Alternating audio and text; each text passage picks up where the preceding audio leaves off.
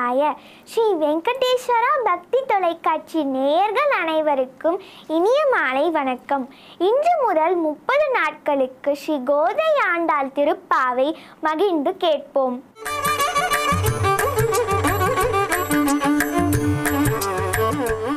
இன்று முதல் பாசுரம். மார்கழி திங்கள் மதி நிறைந்த நன்னானால் நீராட போதுவீர் போதுமினோ நேரிழையீர். இந்த பாசுரத்தை கேட்போமா? எங்கடமுடையான் திருவடிகளே சரணம். ஸ்ரீமதே ராமானுஜாய நமஹ. ஆழ்வார் திருவடிகளே சரணம்.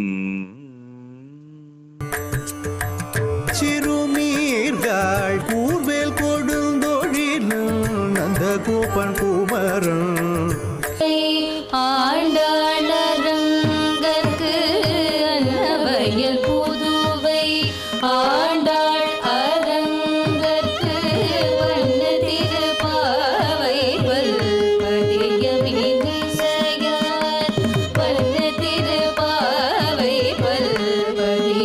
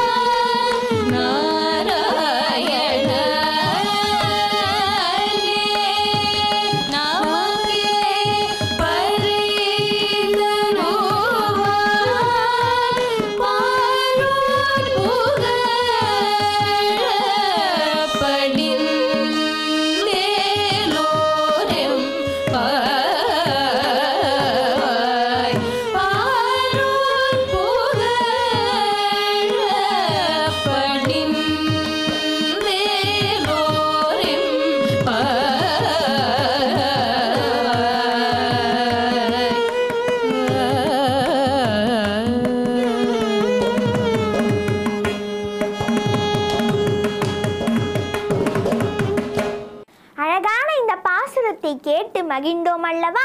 அந்த பாசுரத்தின் கருத்தை பார்க்கலாம். மார்கழி மாதம் பிறந்து விட்டது. முழுநிலவு ஒளி வீசுகிறது. செல்வ வளம் நிறைந்த ஆயர்பாடியில் வசிக்கும் மங்கையர்களே, யசோதை நந்தகோபனின் மைந்தனான கண்ணனை நாம் பாடி புகழ்ந்தால் இந்த உலகம் நம்மை வாழ்த்தும் என்று கூறி தோழியரை நோன்பு நோக்க அழைக்கிறாள் ஆண்டாள். இதுவே இந்த பாசுரத்தின் கருத்தாகும்.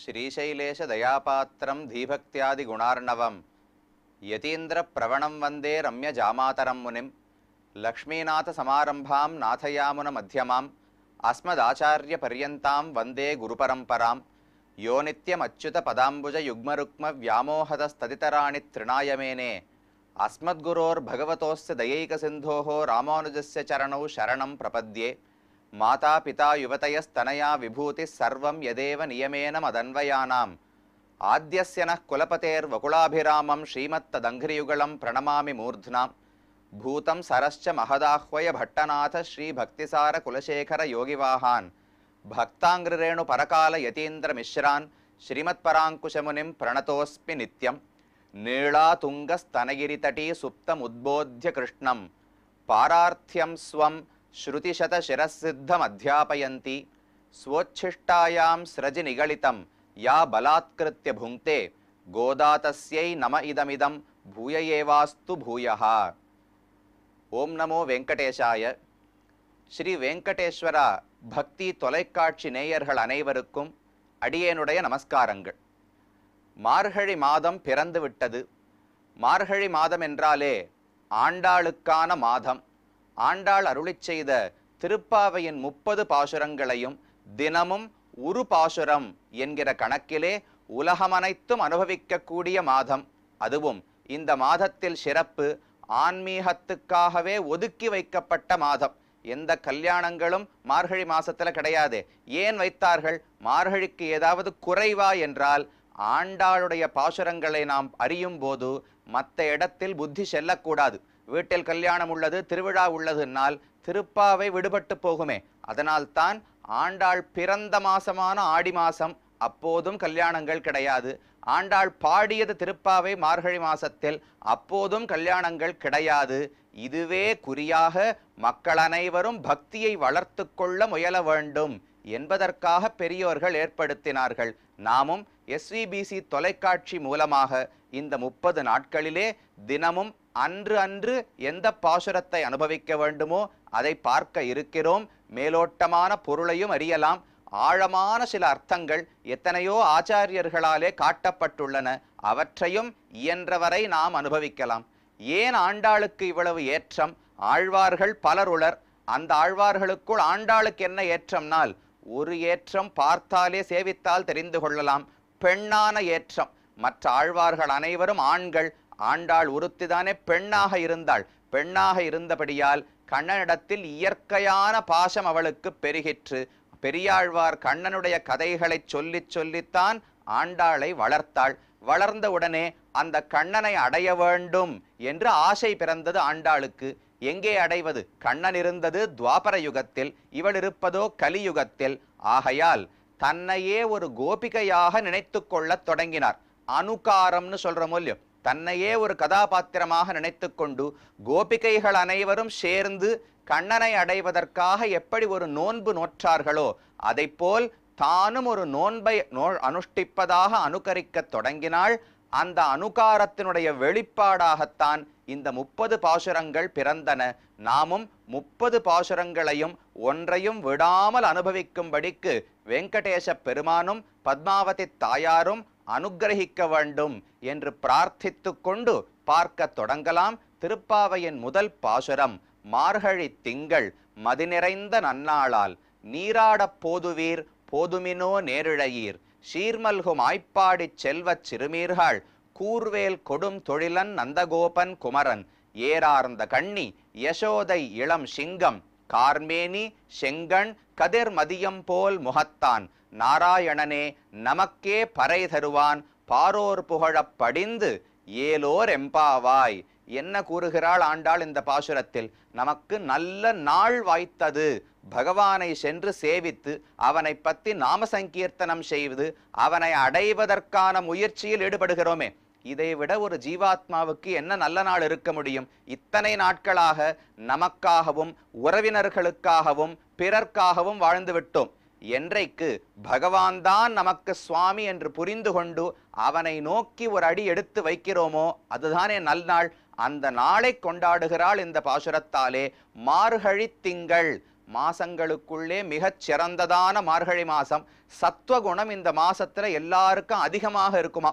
அந்த மார்கழி திங்கள் மதி நிறைந்த நன்னாள். நன்ன மதி, சந்திரன் நிறைந்து பூர்ணாம்சத்தோடு இருக்கக்கூடிய பௌர்ணமி திதி, அந்த சுக்ல பட்சமும் வாய்த்தது. நல்ல காரியங்கள் பண்ணம்னால் வளர்பிறையில பண்ணம்னு சொல்வாள் இல்லையோ, ஆண்டாளுக்கு இயற்கையாகவே அமைந்தது.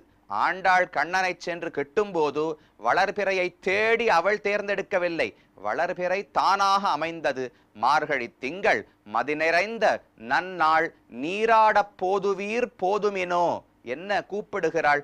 அனைத்து பெண்களையும் நீராடுவதற்கு வாருங்கோள் என்று அழைக்கிறாள். எதற்கு நீராட்டம் என்றால், திருவாய்ப்பாடியிலே மழை பெய்யாமல் வறட்சியாலே மக்கள் கஷ்டப்பட்டார்கள். அந்த வறட்சி போவதற்காக ஊர் பெண்கள் அனைவரும் சேர்ந்து ஒரு நோன்பு நோற்க வேண்டும் என்று பெரியவர்கள் நிச்சயிக்க, அந்த நோன்பை நோற்கும் கோபிகையாகத்தான் தன்னை ஆண்டாள் நினைத்து கொள்ளுகிறாள். நினைத்து கொண்டு மற்ற பெண்களையும் அழைக்கிறாள்.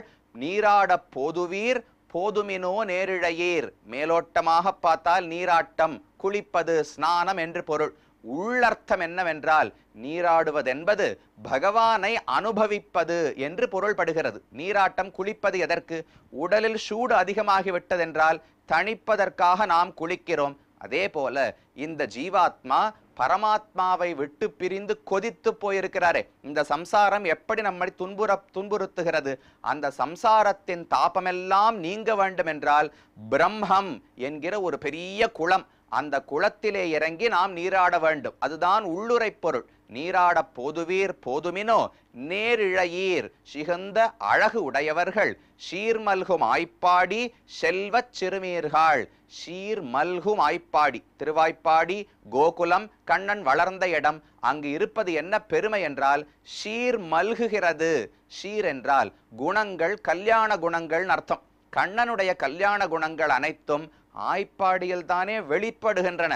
வைகுந்தத்தில் பகவான் இருக்கிறார். யாரிடத்திலாவது பொறுமை காட்ட முடியுமா, கருணை காட்ட முடியுமா, தயை காட்ட முடியுமானால் தவறு செய்தால்தானே அவர்களை மன்னிக்க முடியும். நித்திய விபூதி வைகுந்தத்தில் யாரும் தவறடிக்கப் போவதில்லை. அப்ப இந்த உலகத்தில் ஆய்ப்பாடியில் தான் பகவானுடைய குணங்கள் அனைத்தும் மல்குகின்றன, பிரகாசிக்கின்றன. சீர்மல்கும் ஆய்ப்பாடி செல்வச் சிறுமீர்கள், நல்ல செல்வந்தர்கள். என்ன செல்வம் என்றால் கண்ணனோடு சேர்க்கை என்பதுதான் செல்வம். நமக்கு எத்தனை பணங்காசு வேணாலும், பரதன் ராஜ்யத்தையே தன் நிர்வாகத்தில் வைத்திருந்தான். ஆனந்தப்பட்டாரா? 14 ஆண்டுகள் ராமனை விட்டு பிரிந்து துன்பப்பட்டார். லக்ஷ்மணன் ஒரு சல்லிக்காசு கையில கிடையாது, ஆனால் ராமனோடு சென்றபடியால் ஆனந்தமாக இருந்தார். அப்ப செல்வம் என்பதே பகவானோடு நாம் சேர்ந்திருப்பது. முடிந்தவரை அவனை சென்று சேவித்து அவனுக்கும் நமக்கும் இருக்கும் தொடர்பை வலுப்படுத்தி கொள்ள வேண்டும். செய்தால் நாமும் செல்வந்தர்கள். இல்லையா, எவ்வளவு பணங்காசு இருந்தாலும் தரித்திரர்கள் தான். சீர்மல்கும் ஆய்ப்பாடி செல்வச் சிறுமீர்கள். என்ன செய்ய போகிறோம்னால் கூர்வேல் கொடும் தொழிலன் நந்தகோபன் குமரன். நந்தகோபாலன் கையில ஒரு கூர்மையான வேல் வைத்திருப்பாராம். எதற்கு? ஏதான சிங்கம் புலியெல்லாம் கொல்ல போறாரானால் கண்ணன் சிறு குழந்தை, அவனை கடிப்பதற்கு ஏதாவது எறும்பு அருகில் வந்தால் பெரிய வேலாலே எறும்பை குத்தி கொன்று விடுவாராம். அப்பேற்பட்ட பரிவு அன்பு கண்ணனிடத்தில் இருந்தது. அப்படிப்பட்ட கூர்வேல் கொடுந்தொழிலன் நந்தகோபன் குமரன். நந்தகோபாலருக்கு அடங்கிய சிறு குழந்தையாக இருப்பானாம். ஆனால் தாயான யசோதை இடத்தில் அவன் பெரிய சிங்கமாக இருக்கிறான்.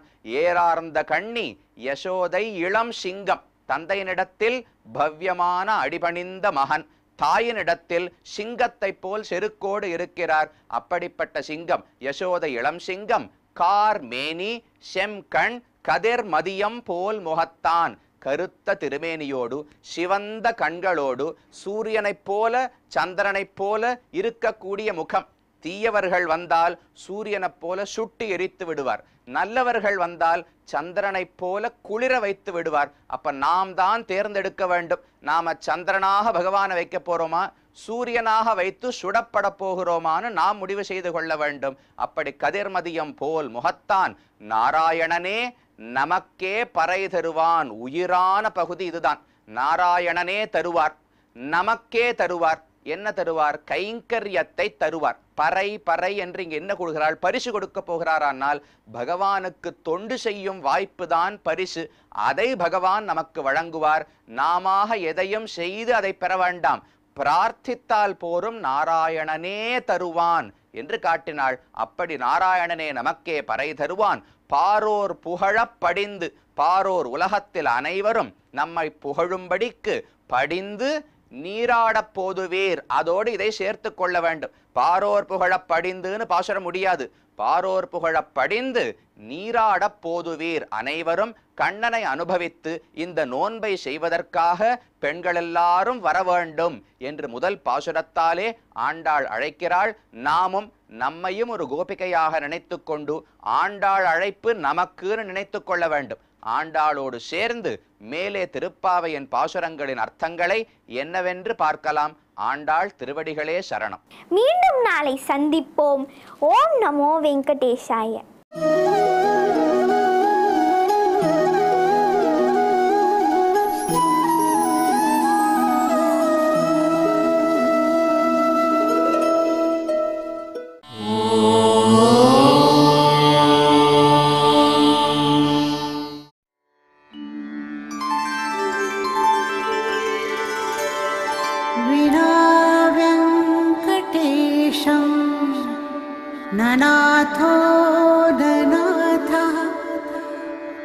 सदा वेङ्कटेशं स्मरामि स्मरामि।